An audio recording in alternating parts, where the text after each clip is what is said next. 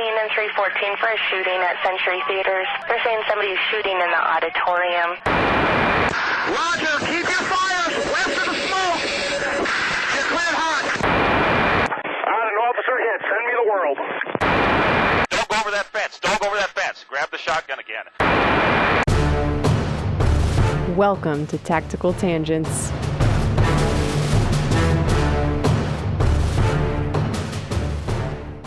Welcome back to Tactical Tangents. This is Mike. This episode is brought to you by Ride-On Optics. Ride-On is bringing you high-quality glass at a great value. I use and trust their scopes, binoculars, and red dot sights, and you can too with their unconditional lifetime warranty. If you ever have a problem with their gear, they will replace it, not repair it. Finish up your next build and keep a little extra cash on hand for ammo so you can actually go out and shoot that thing. Find your next optic at rideonoptics.com. And this is Jim. This episode is also brought to you by ManusX. We've talked a lot about the tactical fantasy on this podcast, and one of the quickest ways to break your tactical fantasies and actually improve your performance is by getting real feedback. One of the ways you can do that is with ManusX. You're not going to get better at shooting on your own. You need practice, data, and coaching. And you need to make the most of your ammo with good live and dry fire training. Manus is a family of training devices that tracks you while you train. It times and tracks everything you do in a drill and coaches you as you go. It is indispensable to taking your shooting to the next level. Go find them on manusx.com. The serious tactical jobs are ultimately human endeavors. Humans are more important than hardware. We know that. It is literally written on the wall in a lot of elite units, the SEALs and Rangers and Green Berets and our logo. Don't forget our logo. And Tactical Tangents, the most elite of units. Obviously. Yeah, obviously. But how do we turn that mantra into action? Okay, humans are more important than hardware. Great. That, at some level, cliches like that are exactly that. They're cliches. They're like, some fortune cookie riddle from Sun Tzu. Like, so you don't need any more helicopters. All right. Yeah. Oh, that's good. We'll just cut your budget and you can have all the people you want, right? It turns out people are actually really expensive. It's one of the things the Air Force found. We were trying to buy more F-35s, and we found out that paying for retirements for all those military members was cutting into our F-35 budget. So that led to some consternation in the last 10, 15 years, right? And serious discussions and serious, costs and benefits and trade-offs. And what do you cut? Do you cut the airplanes or do you cut the pilots? Well, one of these days we're not going to need pilots. They've been telling me that my whole life. So I don't know. How do we turn that mantra into action? Well, there's a surprising amount of tension, especially in the tougher jobs, over nature and nurture. Can you make a leader, or are they simply born? Is talent everything, or is it overrated? That is a tough and nuanced question. And man, at professional military education schools, the Army War College and Air Command and Staff College and Naval Postgraduate School. Guys sit and they think about these things. They argue about them. They write papers about them. That's like what you do when you go to those schools. And we know that people with a growth mindset tend to learn more and do better. We also know that there are certain traits, or at least, potential, some aptitude that you either have or you don't, right? And so on some level, we got to manage talent. And speaking of nature versus nurtured, for the most part, that debate has been settled. It's that it's both, right? It's both things.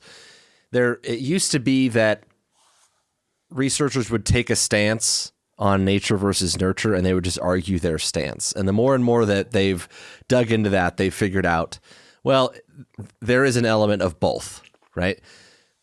But there's still a range of, well, it's 60-40, 70-30, 50-50, and that's where the debate starts to come in. And in terms of what you can nature and what you can nurture, you need the raw materials, right? You need the person who is got the genetic traits and the aptitude, like Jim said, and maybe it's even physical traits, right? Like certain pilots, there's a big thing about height requirements. Yeah, and some of that's not PC, right? Like there are certain physical attributes for these very physical jobs. And I'm sorry if I'm the first person to tell you that some of these jobs require very specific physical traits. Right. Jim will never be in the NBA. It doesn't matter how hard I practice. It doesn't matter how many self-improvement books I read about talent is overrated. Let me tell you, I don't have the talent to ever play in the NBA. I don't. If I really tried my butt off, I could probably be a kicker or something like the college football level, right? Maybe 20 years ago.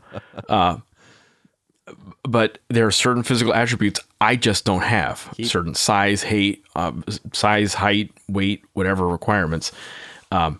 Keep eating those Wheaties, Jim. That's right. But it's hard for some people to take the notion that, on some level there is a physical aptitude, and there's also a mental aptitude thing. Some people have cognitive horsepower that other people don't have. And where some of that debate happens is, did they develop a lot of that horsepower when they were younger, when they were little kids, and they had to problem solve and they had to troubleshoot? And so a lot of times what you have in this nature versus nurture debate is a misunderstanding of how deep it can go. Like how deep nurturing becomes your nature, right? So if you are a little young kid, a toddler, and you learn how to overcome challenges and difficulty and you become resilient, I mean, that might not be something that later in life you have as much control over in those formative years.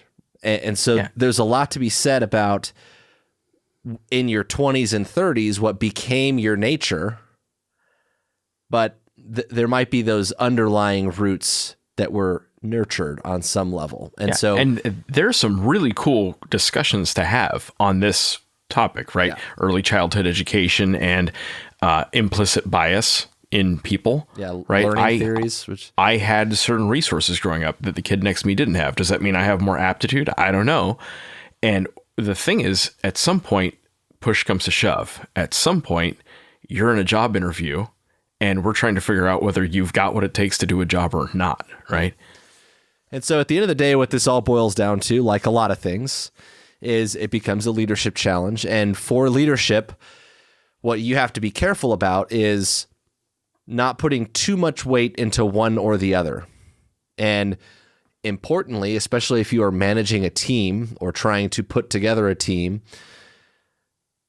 you don't want to let either one become an excuse for a person. So what I mean by that is, if you have an underperformer and you've identified some area that needs improvement, you don't want to start with like, well, that's just his nature. That's just how he is. Don't make that excuse for him. And also don't make the excuse of assuming that you can't nurture certain traits up or down, right? You can nurture someone to eliminate certain problems, or you can nurture, extinction, you might call it, or you might be able to nurture and foster, healthier traits and stuff. So in either case, don't let nature and nurture become an excuse for someone's underperformance, right? You can always do something to help them get better. And that's your job as a boss or a leader. And sure, aptitude, genetics, those things will all play a role. And some of it you can train past and teach past, and some of it you can't. So there is a point at which you have to understand in this balancing act that all the conditioning and training in the world, like Jim is saying, some people, if you don't have the heart, you just don't have the heart. And at the same time, there are times where you can influence somebody to get better and get them where they need to be. And I think a lot of that is being realistic and perceptive about what you can affect, what you can't affect, and how much you can affect, right? People are not dogs, but consider, could I get a Labrador Retriever to do attack dog work, Schutzhund work? You kind of can, and there might be a couple out there that can get down that path. But generally speaking, starting with a Mal is going to be more consistent as far as outcomes go, right? Starting with a German Shepherd is going to be even better because they're a superior dog in every way. Okay. But okay. Says the resident dog handler. I'm a sucker for the breed. It is what it is. But you understand what I'm saying? Like a Chihuahua is probably not going to be your great, military working dog. You never know. So. Every once so there's an exception, and particularly in southern Arizona, maybe it is a Chihuahua. Who knows? So, coming back to talent management, right? Talent management is a catchy word. I hear it a lot recently at work, and that's good. It's good that we're talking about it. Because it shows the emphasis on people, right? Above it shows that we're thinking about it, and we're thinking about it in the context of like life cycle management for your most valuable asset, your people. How do you attract them? How do you attract the most talented people, the most impactful people you can? How do you select among them for the right people for your team? How do you train and develop them? How do you retain them?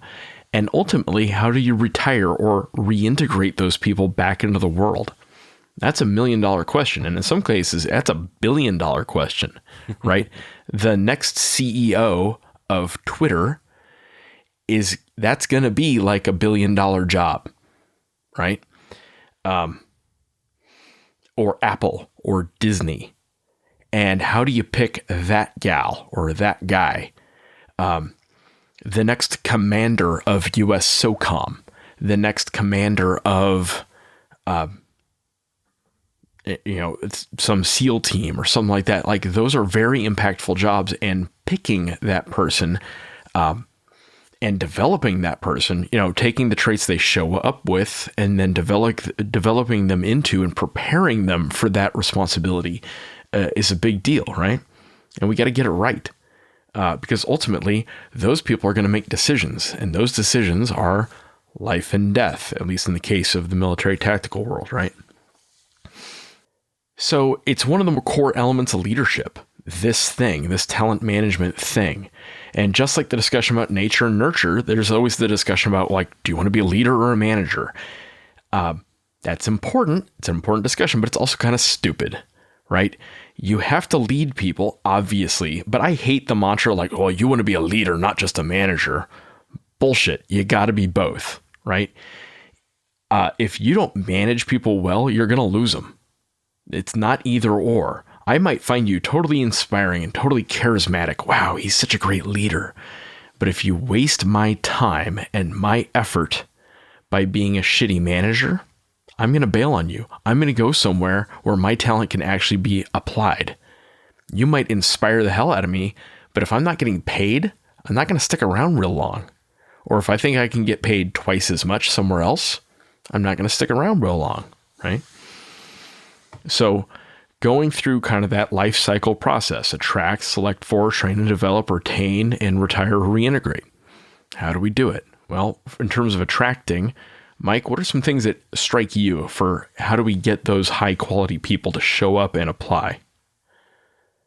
Well, I think the biggest thing to start with is understanding that nature and nurture thing a little bit helps us realize that selection is a big part of this, right? Selecting people with the right nature, the right aptitude, the right traits that we're looking for. And so you have to begin with that in mind, I think, and define what it is that you're looking for and what would make this person that you're going to hopefully find good for that job. You have to sort of define it and scope it first. That's step one. And then you have to understand that marketing that job, marketing in general is not just for selling stuff, right? Or in this case, it's for selling the job. It's not just for, Super Bowl ads necessarily. Marketing is something that you have to be thoughtful about tapping into people's identity and what's going to resonate with them and what are the things that engage or inspire, or what problem are you solving for them, right? Like that's a big one. A big marketing thing is like, this is the problem I'm going to solve for you. So if you were trying to hire somebody or attract someone to potentially attract talent, what problem are you going to solve for them? And usually where that gets us is money, and money is part of it. It does play a role, but it's only part of it.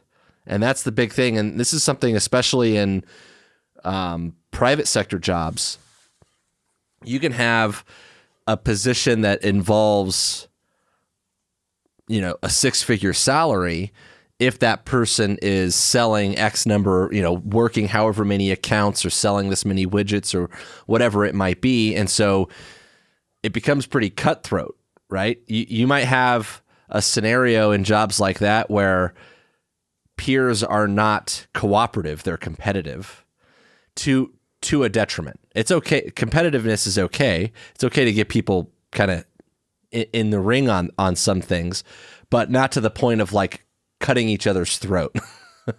So when you tie it to performance, money is a factor, but it's only one part of it.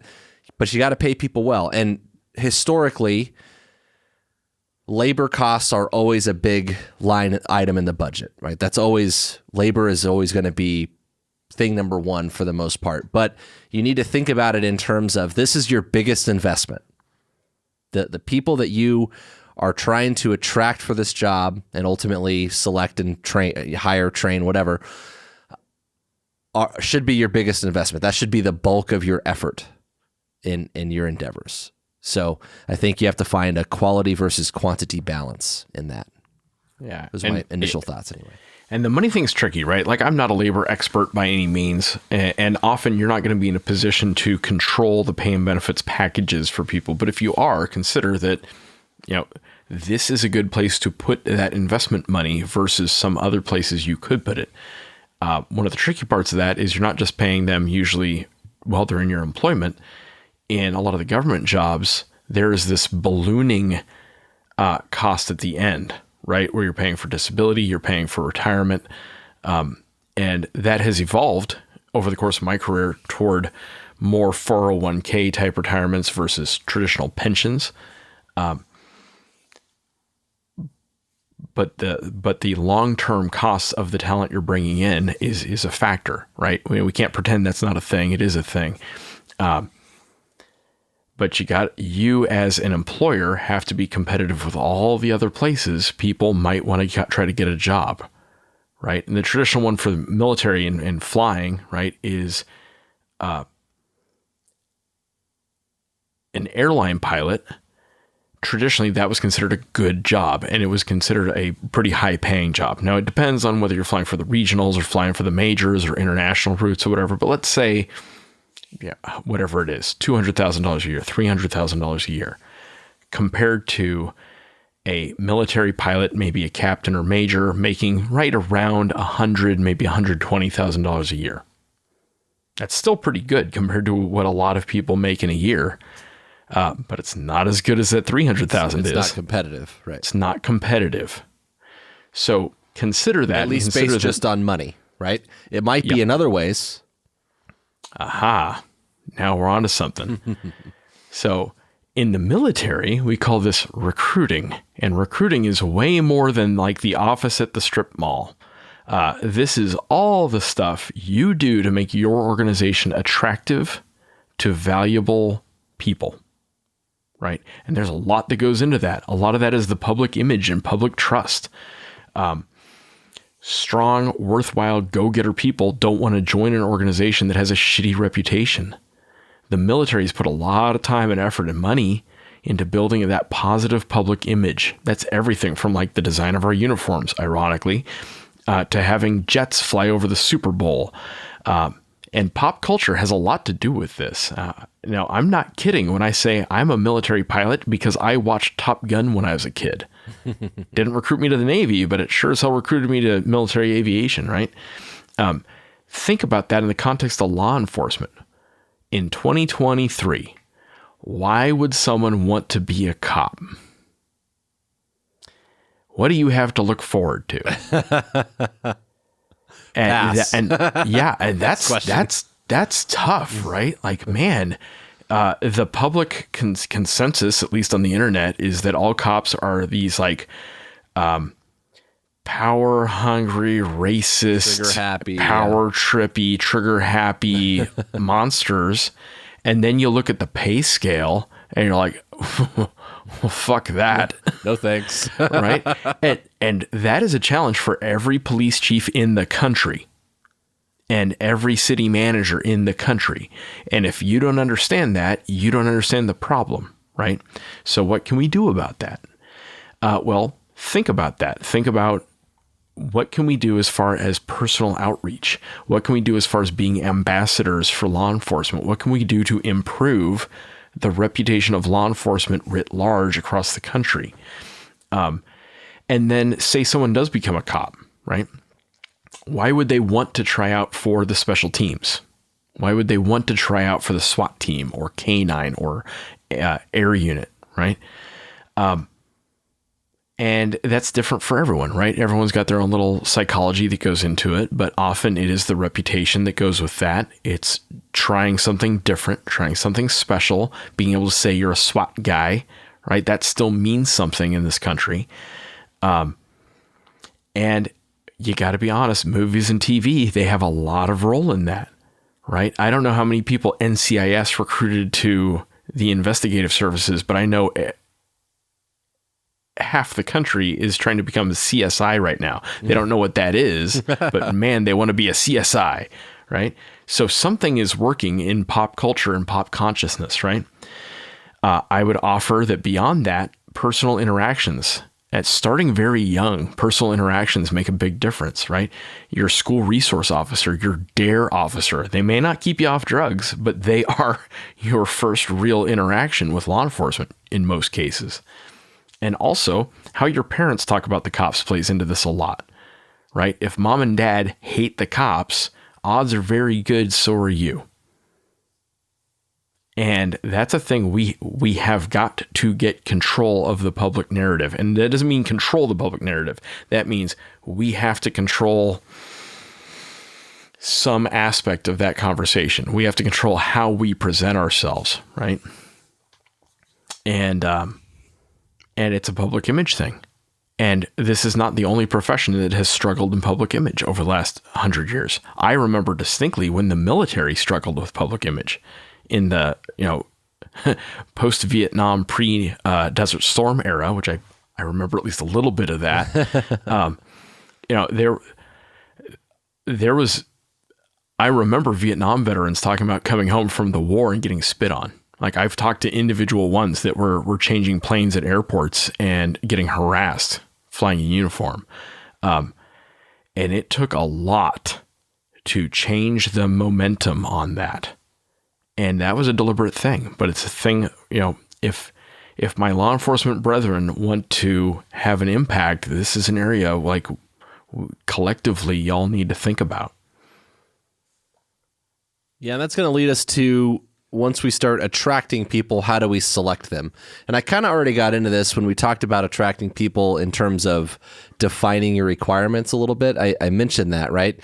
But getting into how we're actually doing the selection, this is where you need to figure out, okay, I understand the aptitudes I want, or the traits or characteristics I want, or the prerequisites, but how do I measure those? Objectively, how am I going to assess a candidate to figure out this one versus that one? And that's a really hard problem to solve in a lot of cases, because one thing you have to be careful about is making sure that your process is fair and unbiased and all of those things. And I still think that if you spend more time focusing on sort of the avatar of the character that you're trying to pick, like the idea of them, just the picture without a face, like, what does the best paramedic I know have to offer? What does the best cop I know have to offer? And not make it about, like, I'm not trying to select a Mike or a Jim. I'm trying to select a person who is X, Y, Z, and kind of have that sketched out a little bit. Goes a long way. And then when you start interacting with those candidates, you could say, does this fit that or not? And so rather than just liking a person more, right? Like you have, okay, here's my pool of applicants that I've attracted, and which one do I like the best? That's not how you want to do this. You want to start with that question mark idea of what the ideal candidates bring to the table. and try to backfill it from there, right? Look at those requirements and fill it in from there. Yeah. Well put. And I would also offer that process gets a lot easier when you have a big candidate pool. How do you get the big candidate pool? You attract candidates. You make people want to sign up, right? So building up your reputation, being able to offer something to them, creating that want, need, or desire in them. It's like selling a washing machine or a vacuum at some point, right? You have to help them solve a problem. So as far as like what traits are you looking for? That's going to depend on which organization you're with. When you get a chance, go find the movie Moneyball and watch it. It's about the selection and recruiting and talent management of a baseball team. And related to that, there's a book called The Signal and the Noise that I think should be absolutely required for people who listen to us. I want to throw an honorable mention in there for Ted Lasso. Oh yeah. Ted Lasso, for a lot of reasons, right? One, if you haven't seen Ted Lasso, you have to find it. It's an amazing show. One is from the coaching and the leadership perspective, which, by the way, you also have to attract and select for, right? But if you look at the dynamics of the team that he was trying to create and all the different personalities that kind of played into that, we've done recently an episode on personalities and trying to build your team accordingly, right? And that plays in really well. These are very compatible topics because if you watch that show, you'll see that there's a play between some of those characters, that there's a lot of butting of heads and stuff, but you kind of need some of that because that's where you get the informal leadership and all those things that sort of build into it. So along the selecting a team thing, I think Ted Lasso is a good one because there's also a point where he kicks a guy off. He's like, you know what? You are the best player. You're the MVP, but you're also a dick and you're messing with the culture of the team. So get out. That's something to think about. Is a member of your team, are your requirements, is it only that they are the best soccer player, or is it also that they can function as a member of the unit? Define your requirements. So, totally agree. Love Ted Lasso. And it's all related, right? Moneyball, Signal, and the Noise. We're all talking about the same thing, which is spotting talent, and sometimes not always the obvious talent, right?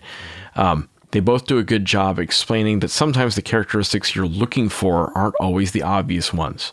You can pull the studs in your organization, right? Go find the hitters and ask them, what traits do you look for and what traits do you bring? Now you're going to get some bias in there, but it's a start. Data points. It's data points. And be careful about which attributes you try to copy. Don't try to clone some stud in the organization. Yeah. Because consider what makes that guy a stud or that gal a stud. That's kind of where I was going with the whole avatar idea. Just the halo of them versus the shadow of them. What type of person are they versus do they have red hair? You're not just trying to find gingers just because the stud has red hair, right? Figure out what is it that makes them the right type of person. And consider, is there something you can measure for? Is it a physical attribute? That, like I said, the NBA has certain physical attributes they're looking for. Is it a mental attribute? There's a way good pilots tend to look at problems. Maybe you can create a problem in your selection phase and see how they approach that problem, how they approach troubleshooting. And consider you do not necessarily want a bunch of clones. You need some diversity. And we've talked about that in our building the team episode. Just one example of how this can get screwy. I think one of the biggest problems I saw at the Air Force Academy was an over-reliance on stats. The military does this a lot. God damn, we love stats. We love hard numbers. Hard numbers are where it's at. And I get it. We're trying to be fair. We're trying to be objective. But when all they were doing was counting SAT scores and GPAs and number of varsity letters, and they weren't doing nearly enough personal interview type screening. They got what they selected for. They got very competitive, very intelligent test takers who couldn't lead their way out of a paper bag, who weren't necessarily good decision makers, who weren't necessarily creatures, which is a component of social leadership. Creatures who couldn't read the room well, and not necessarily good people. And that's a big problem at a place like the Air Force Academy, right? Where you need honorable people. That's like a big deal there, right? And one of my favorite sayings about, selecting for a team, when in doubt, fall back on the lifeboat test. Is this someone you want to have to share a lifeboat with? And when you're interviewing, think about that. Like if I'm stuck on a life raft with this person for 3 weeks, am I going to have to eat him just to get him to shut up? Like that's, or am I going to subscribe to his podcast? I don't know, but like consider that. So you have attracted the right people, you've chosen some, and now you need to bring them onto the team. This is where you take your guy who in the interview process and on paper, they look pretty good, and you have the opportunity, and I think it's important to view it as an opportunity to indoctrinate him or her into your organization and the culture of your organization. And that lets you set the tone for what your expectations are for their performance. And you want to establish a warm and welcoming environment, but also high-performing teams tend to have high expectations, and this is your opportunity to set the baseline, right? So a little bit of culture shock can go a long way as long as it's in a positive way. But this is where you start to integrate the person that you're selecting into the unit. Yeah. Onboarding starts at the job offer, and that's really important. So it starts at selection is when onboarding begins, right? At the job offer, you have to explain to them what you're looking for in terms of performance and attributes. Explain honestly what the costs, benefits, and risks of the job or the assignment are, and make it clear what you are offering in return. And clarity is important and honesty is important. The quickest way to poison the water for retention is making people feel like they got baited and switched. Don't do that, okay? Onboarding also has a lot to do with how you handle day one. When they show up at your building, now what, right? You need to put a lot of thought into how you bring someone through the in-processing experience. Right? Do you have a green team, someone who's going to manage that newbie? Is there an on-the-job trainer who's going to take them around? Do they have a sponsor, something that can help them literally get into the door, right? In a controlled building, often they get stuck at the front door. That's the kind of problems you run into, right? And think about what needs to happen on day one. Do you really need to green them up on fire extinguisher training on day one? Or is Pull maybe... the pin and throw it. Next pull lesson. the pin and throw it. Yeah. Or maybe there are some other important things you need to pass on day one, right? And are you going to do the new guy hazing thing? And I'm not saying hazing the new guy is necessarily wrong. Like maybe there's some value there, but be thoughtful about it and understand where the lines are, right? And this onboarding phase, this is a really powerful time. This is one of the chances you really have to do some of that leadership shit. Right? From a leadership perspective, this is your chance to set a tone and build a culture and set the newbie up for success and get to them before the rest of the team gets to them. This is usually when they're the most malleable. Because those fuckers. Right? Yeah. And so like if you got a little toxic culture you're trying to overcome, this is your chance. You have to do it. You have to do it early. And you take onboarding and you kind of build that into training and developing your team members. And I think it's important that we separate the two, because the big principle in this is that you need an entire infrastructure of leadership. It doesn't stop with new hire orientation and then, send them out into the field. Right? Off you go. Right. Good it doesn't, luck. just because you all right, I took a new hire. I got him through the academy. He went to field training, right? If he's a new police officer, and now he's off and running. It doesn't stop there. Training and development of those people has to be supported by the organization at every level. And that is one of the key things. One of the big missions of this podcast is professional development. It's to help people get to that next level outside of what just we were able to teach in the academy, for example, for law enforcement. So this means that you need to have a layered approach to leadership, and part of it has to be your bosses and your managers and your frontline supervisors, and part of it has to be those informal leaders along the way, and the peers, right? The peers of each person and this all speaks into like the culture of the organization, right? But what I want you to take away from kind of this as a point of introduction is training and development doesn't stop with onboarding. It's something that has to be ongoing and supported for the long term. Yeah, and there are layers here, right? There's like the basic job task training. Can the trainee conduct a traffic stop? And have you done all of the things to teach them how to do that safely, right? Can the trainee land a plane with a dead engine on instruments? And then there's like the separate effort of professional development. Do they understand their role in the organization and the organization's role in the world, and the history and organizational structure? Are you preparing them for advancement? Like it's wonderful that you can be an airman. Can you be a staff sergeant? It's great that you're a staff sergeant. Can you be a master sergeant? It's great you're a master sergeant. Can you be a chief? It's great that you're a lieutenant. Can you be a captain? It's great that you're a captain. Can you be a major? On and on, right? But then there's also like mentoring, both formal and informal.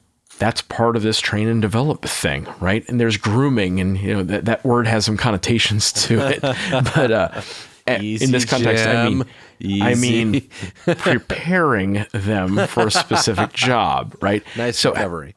Yeah. So you spot someone who you're like, ooh, this might be our next stud squadron commander, or our next stud team leader, or the next sergeant in the our law enforcement agency, right? That's wonderful that you've identified them as a hitter and as a winner. That's cool. Now what? And I have seen many times us start to like put that person on a trajectory that they are not ready for. And that sets them up for failure, and it sets the organization up for failure. So how do you prepare them? What can you do to challenge them, to mature them, to broaden their horizons a little bit? That's the stuff you got to think about as a leader. How do I develop this person and prepare them to take my job, right? You want them to get some breadth and some depth in terms of exposure. It's great that they understand your one segment of the mission. Do they understand the one next door? Do they understand the partners? And one of the problems with training, all training, is constrained resources, right? Like every day someone spends in training is a day they aren't out there making you money doing the job.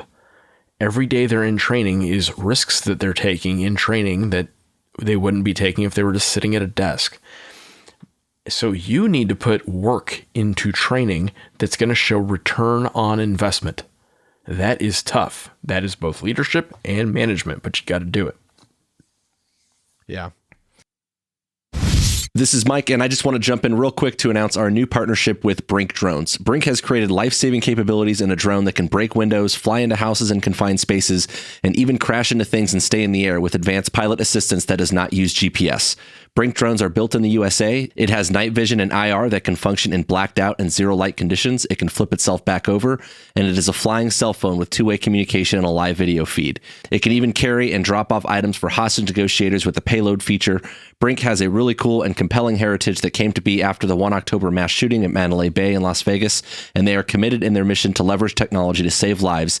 And I can tell you firsthand that their drones will do just that by flying into places that are too dangerous to risk human lives. If you work in public safety, your agency needs to see what this drone can do. Go check out Brink Drones at brinkdrones.com, or feel free to reach out to us, and we'd be happy to tell you all about them. Again, that's Brink, BRINC, drones.com. And speaking of putting work into stuff, you also have to try to keep them. This is the tough one. Yeah. So we get into retention. So train, develop, and then also retain. And this is really hard.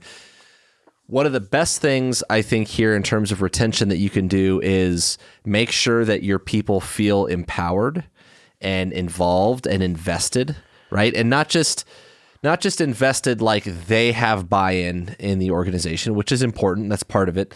But also that they feel invested in. Like you have given them the support and the buy-in from the organization's point of view to try to keep them around, right? That they felt wanted. That's a really good point. And one of my pet peeves is when a boss says, "You are empowered." Thanks, boss. Yeah. That's wonderful. Great. You got to do more than tell me I'm empowered, right? Yeah. Another thing is developing, and Mike is kind of going this way, developing a sense of ownership, right? This is my organization. This is my building. This is my team. And that sense of personal responsibility, that is huge when it comes to leading, right? Yeah. And so Jim hit on this already, but this is easier said than done. It's not just saying, "Oh, you're empowered." Oh, okay, great. Allegedly, I'm empowered. Thanks. The key in this is you actually have to give up a little bit of control and let them have a voice and have some say in things and let them feel heard. And does that mean that it's always going to be done your way? No, not necessarily, because they need to be involved and actually empowered to invest themselves. And that's a big deal. That means you have to make compromises sometimes. And this, quite frankly, is not any different than any relationship you might ever find yourself in. You have to make compromises. There's give and take. And at the end of the day, your goal is to try to make them feel like they are somewhere that they belong, that they are not only welcome there, but that they are contributing to the greater good in that organization. And that goes a long way. So a big part of retention is actually using the talent. Now, you've got them, you trained them, you put all this effort into them, you selected for them. Now use them, apply their talent. And this is a big part of the phrase like know your people and know your task as a leader. For example, if you put me, Jim, in charge of building a training tracking database, I'm going to burn it down because I'm terrible at Excel. I can work Excel. I can put data into it. But really, is that what you put all your time and effort and money into making me a military pilot to do? Really? And it's not to say it's below me. It's not. I'm just not good at building Excel databases and spreadsheets. And I don't have the aptitude or the training to set up equations and macros to run the background of a database. So you put me on that task, and the best I can do is delegate it to someone who actually can do it. But what you need to do is put me into something I can actually do for you, right? So another thing to consider is how long do you need to keep people on board? Now, enlisted Marines, maybe that's 2 years, maybe that's 4 years, right? It's that life cycle thing. Like a life cycle. Exactly. You have to put deliberate thought into this. Yeah. Because people will burn the fuck out. Oh, yeah. And sometimes that's okay. If they're only going to be there for 2 years, maybe you can, right? Right. A military pilot, someone who I've put millions of dollars into their training, literal millions of dollars into their training, at minimum, we want 10 years out of them. That's why there's an actual contract when you sign on to be a military pilot, at least in the Air Force. It's 10 years after you get wings. But for me to actually get return on investment, I need closer to 20 out of you. Well, that means I got to hang on to you through your first marriage, your second marriage, your kids. You're going to have a whole lot more life happening in the background over the course of a 20-year career than an 18 to 22-year-old Marine will. Right? And that's tough. The military structurally doesn't always understand how to handle that. They understand 20-year careers. They understand getting to retirement, and they understand 2-year and 4-year enlistments. They get that. But getting someone from the first 2 to 4 years to 20, that's different. And part of the reason this is why you have to be deliberate about it too, is I think from an administrative standpoint, and maybe not individual commanders, but institutionally, the military or public safety jobs that have a pension, and it's like, oh, you do your 20 or 25 years, and guess what? We're going to give you a retirement. We're going to give you a pension. And they think that by itself is enough, right? That it's just attractive in and of itself. And what you have to remember is, like Jim is saying, all that life happening in the background, those hardships are going to come up over the years that don't let people see that far ahead. So, like, don't make it about the pension or the retirement. There's more to it than that. And the pension's not nothing, right? Sure. For the military, but it's also not the same pension you would get at a Fortune 500 company. It's not the same pension you're going to get at American Airlines or Southwest Airlines, right? And so, you know, my experience is like, it's not about the money, but the money sure does make everything else easier. Right. Sure simplifies the problem set, right? And the length of how long you need to keep people on board kind of impacts how much you need to bend in the retention game. How much give do you have to give? If someone's only going to be with me for 2 years, I'm not going to tolerate a whole lot, frankly, of BS happening in the background. If I need them to stay on for 20, if they need to, if they need a little give and a little take, maybe we need to apply that a little bit more. Most high performers are going to tear down the walls for a sense of control. So give them a sense of control. Talk to them, know your people, right? And every person's going to have their own ambitions and their own stressors. And as a leader, you probably ought to know what those specific ambitions and stressors are. Don't just say, I have an open door policy and leave it at that.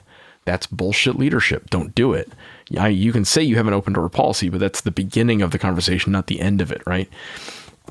Pull dudes in. Ask them, what pisses you off about working here?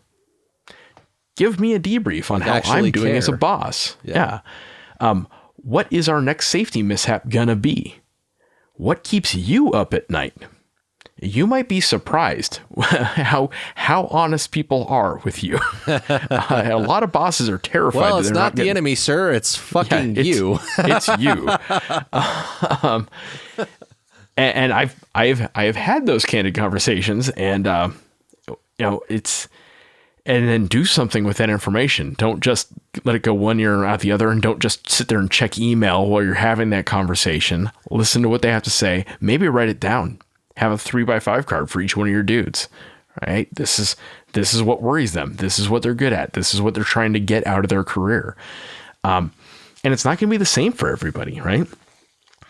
I had a boss in a prior assignment who got it in his head that he really, really wanted me to get my next assignment in England, which sounds cool. Like, England's cool. Going overseas is part of the fun part about being in the military and stuff, right?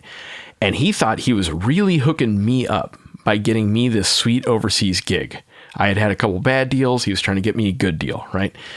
What he didn't comprehend is that my PhD wife, who's in this super unique job and makes more money than I do and generally gets treated better than I do and has more room for advancement than I do and is able to telecommute, which is awesome, has to stay in CONUS in the continental United States to keep her job. So by moving me to England, she was going to have to give up her whole career. And that wasn't going to be a good conversation. That was not going to be a healthy conversation to have, right? No-go. Yeah. So he didn't get that. He didn't get that by, quote unquote, helping my career, that he was putting me in a position where I was going to have to quit the Air Force, or very likely going to have to quit the Air Force. Now, my wife is awesome, and there was negotiation we could have done if we needed to do that. She knew what she was getting when she signed on the dotted line to marry, become Mrs. Jim or Dr. Jim. But that puts me in a really tough situation.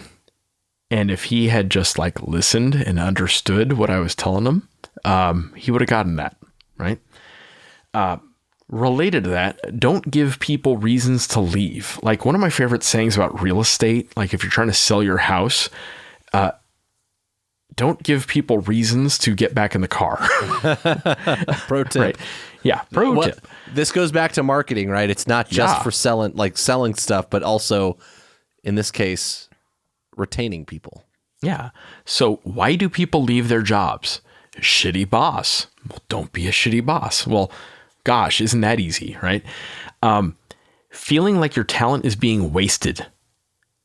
Really talented people like to do the things that they're good at, right? They like to feel like they're engaged in doing something. Pissing off families. One of my favorite sayings in the military is that we recruit young people, but we retain families. A big one here is stagnation, right?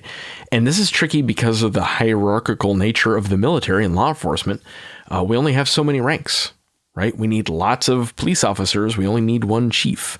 We need lots of airmen and sailors and privates and Marines. We only need so many colonels and generals and chief master sergeants and chief petty officers, right? Because we are shaped like a pyramid. Well, there's some tricks here, right? You can do little tiny incremental advancements. That's probably that's probably better than one big rare advancement. And you might have to get creative with how you make people feel like they're advancing, but humans have a need to advance. It's like that Maslow's hierarchy of needs thing, right? Maybe that's not necessarily a rank. Maybe it's a job title, something. Like this is why they pay you the big bucks, is find a way to make people feel like they're moving forward and progressing in their careers. Relatedly, you have to give people reasons to stay. We've already talked about pay. Either you can control it or you can't. But for me, it's feeling like my time and effort is being put to good use. I already talked about, like, you put me in charge of spreadsheets. I'm going to get real frustrated real fast.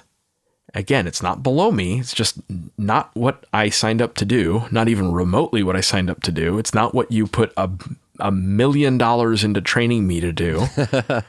I love flying airplanes. Maybe have me fly airplanes. Or think about what other things that I'm talented at. I'm a decent writer. Have me do some writing for the organization, right? So know your people and know kind of where you can channel them. Maybe you have a guy who's really good at, the gym routine stuff. Have him in charge of your PT program or whatever, right? You should never have Jim in charge of your PT program. There's a clue. So, Jim, what you're saying is involve and empower them. Ooh, I like that. But it always has to be more than a catchword, right? You can't just be like, oh, yeah, you guys are all empowered now. No. Do the work that makes them empowered. Actually give them some control over something and some buy-in and let them feel like they're involved and that they have a say and a voice. That's a big deal. Yeah. So earlier we talked about how these jobs or careers have a life cycle. And sometimes it might be the Marine that's only going to be there for 4 to 6 years. And sometimes it's going to be someone that's there for a 20-year career. And you have to figure out how you're going to deal with those people as they work through that life cycle, whatever it ends up being. And I'll stick with the military example just because it works in those kind of 4 to 6 year contract bits for enlisted guys, where, the military wants to maybe keep them for 20 years, but they have to do that 4 or 5 times to actually get there, potentially. But in public safety, it's kind of assumed that you're going to stay in that pension system for that amount of time. And so what you have to be able to do is phase them out in some way, right? Yeah. So how do you get rid of people? And this is delicate, right? Because because it's a necessary part of things. I mean, look, I've been in law enforcement for over 14 years. I worked in EMS before that, and I could tell you that those years have taken a toll on me, in a lot of ways, physical ways, emotional ways. I mean, it's taken a toll. And so that plays into this as well. Like, you don't want people, one of the big things about law enforcement is the life expectancy post-retirement is pretty short, right? Like, cops tend to, a career of a bad diet, poor fitness, and high stress, and usually unhealthy coping mechanisms lead to the diseases that are going to cause, an early death at the end of the day, right? So part of like dealing with your people, this still sort of plays into that in a sense. Oh yeah. So I'm going to break this into two parts. One is offboarding people before the end of their planned life cycle for any number of reasons, right? They could be people you don't want or need. They could be shitbags that you're trying to get rid of. That's part of talent management. This guy might be super talented. He is breaking up my team. I got to get rid of him. Or he's not nearly as talented as we thought he was. The Ted Lasso example. Or he's stealing shit, or he's lying, or whatever, right? Criminal stuff. We found stuff on his computer that you're not supposed to have on your computer, whatever it is, right? Or they could be the wrong type of person for the job and just at no fault of their own. Technology changed out from under them, or any number of things. You could be facing budget cuts or layoffs or a reduction in force. It happens. When you need to cut someone, you do it with dignity and professionalism. Always. You have to arrange some kind of severance. Even if you don't want to, even if the reason you're doing cuts is money, it is the right thing to do, and it's going to pay dividends in the long run because it's part of keeping a positive image and a positive reputation as an employer, right? As a human, you look them in the eye, you shake their hand, you throw them a going away party, you write them an appropriate recommendation letter, and you assure them that you are available as a reference. If and when you can, you make a call to your network and help them find gainful employment elsewhere. That's part of being a leader, is looking out for your guys even on the way out. I know too many people who call themselves leaders who can't handle giving people bad news. It's the types of people we hire as commanders and bosses is good news people. Well, guess what?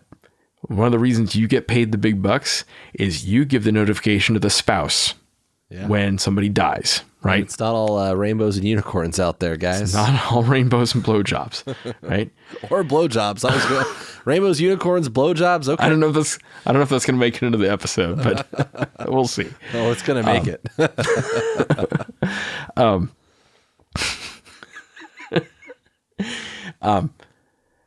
But understand, like you get paid the big bucks to handle the tough conversations, not just the easy conversations, right? Not just giving out awards and handshakes. Yeah, courageous conversations.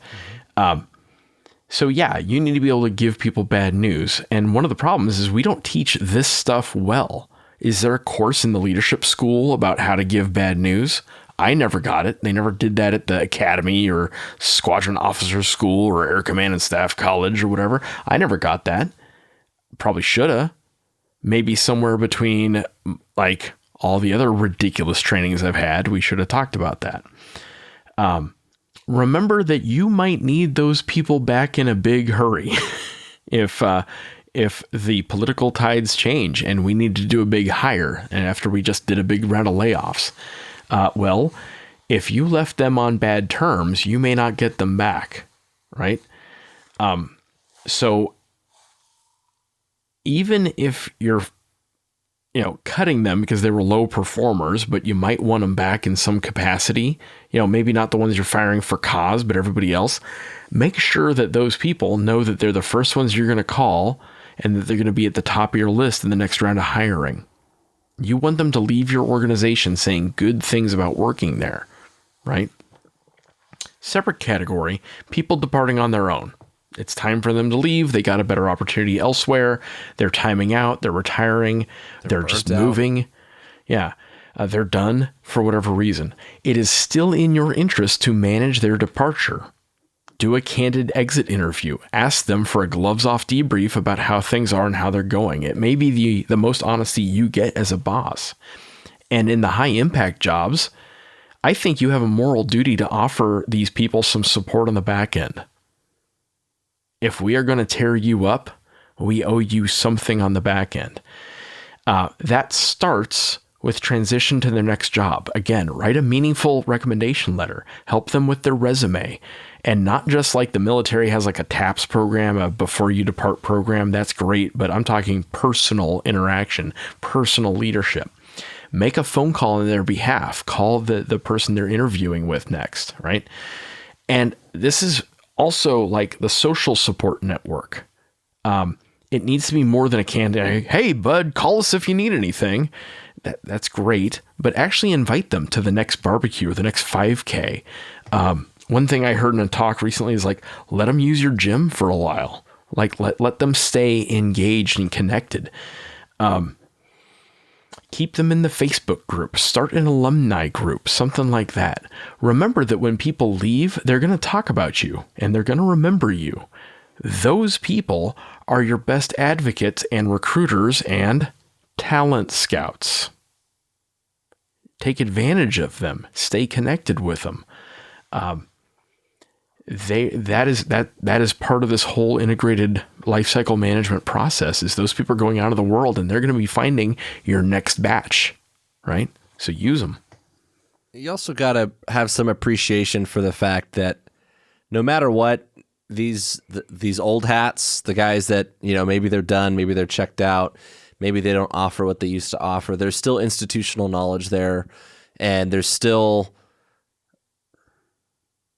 a contribution of some kind in there. If you look for the good in people, you'll find a contribution of some kind. And you need to recognize that if they made it to this point, that the organization is probably better in some way because of it. And with that is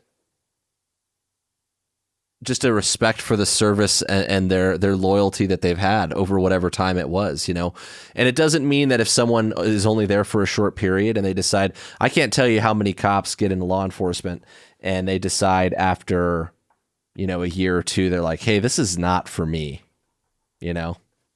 like this is just not, I don't have the nature, the aptitude for this or the heart for this in a lot of cases or whatever. Something spooks them and they're like, yeah, this is not the place for me. They still showed up. Like they still came through the door. They still went through the process. That still says something. So I think we owe it to our people that, that we do the right thing and do right by them in that sense, because it goes beyond just, and if it's one thing if you're getting rid of a dirtbag, some shithead employee. I mean, that's a different issue. If you're kicking someone out for some disciplinary reason or misconduct or something, that's one thing, and you can handle that kind of case by case. But in these people that are departing on their own category that Jim is talking about, I think it's important that you understand that the organization needed them to show up at some point. We picked them, we chose them, we hired them. And we owe it to them to see that through at the end. So, yeah. So what inspired this talk was looking back on my career. I have seen how much money has been poured into me as a professional military aviator and officer. And I have seen how much time and effort and money has gone into everyone I grew up with, my cohort growing up, right? And I look around, look to my left, look to my right, and there aren't very many of us left. A lot of us have moved on to brighter, greener pastures, brighter skies, I feel the friendly skies. Yeah. I feel that. And that's not just that I'm getting old. It's that a lot of my friends quit. They left. They went to better paying jobs, better treatment jobs. They went to the airlines.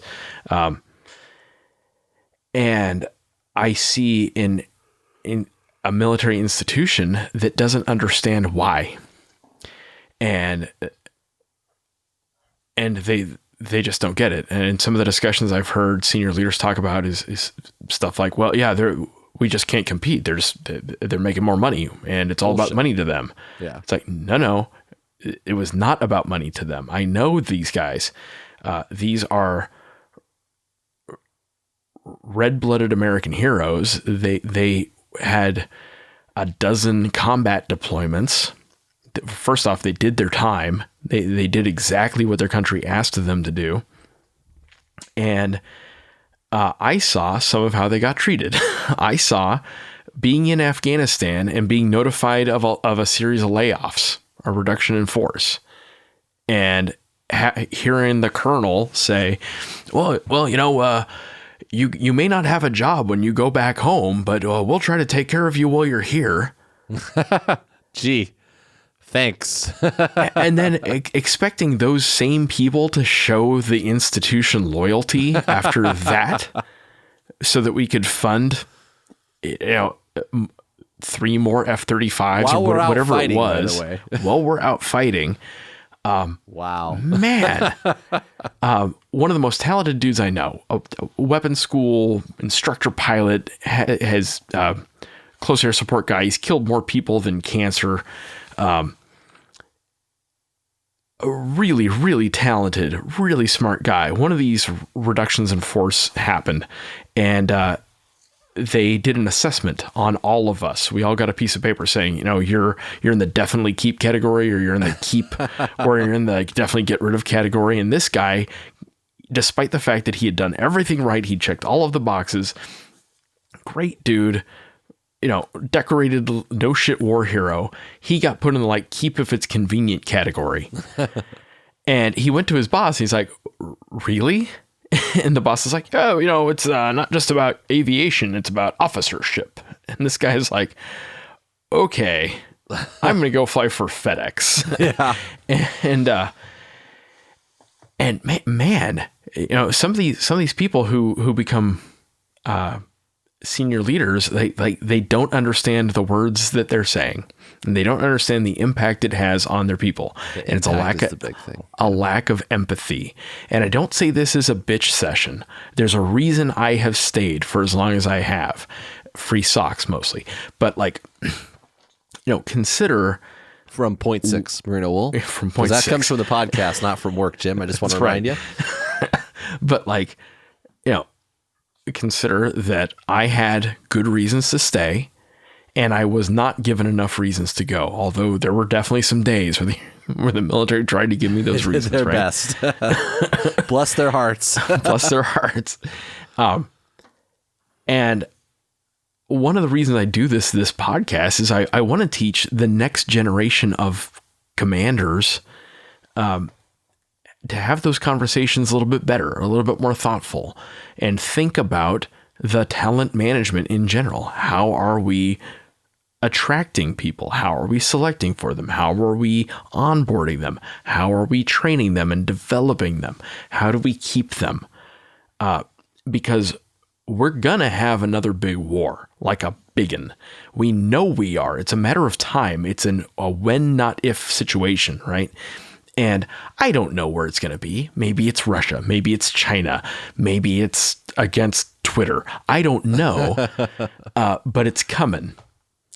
And I want the guys and the gals left and right of me to be the most talented people we have. I want them to be the most trained people we have.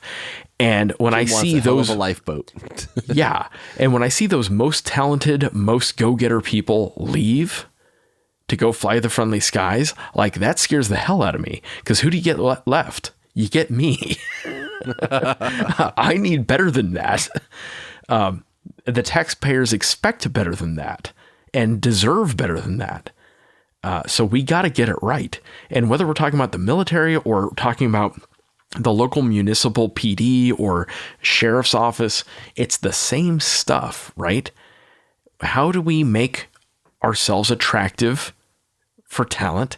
How do we pick the right people from the applicant pool? Is it just demographics we're picking for? Sometimes it feels like it. Now, I don't want to get into the PC or non-PC stuff, but man, wouldn't it be nice if we attracted lots of very talented people who really do represent the community? And I don't care what we're talking about. I don't care if we're talking about Xerox or the police department or the FBI or the Navy SEALs. If we're getting this part right, that shouldn't be that difficult. So let's get it right. That's all I got. I'm going to throw an example out that just kind of speaks to some of this, because People are your biggest investment. We've covered that. And it goes beyond the money, right?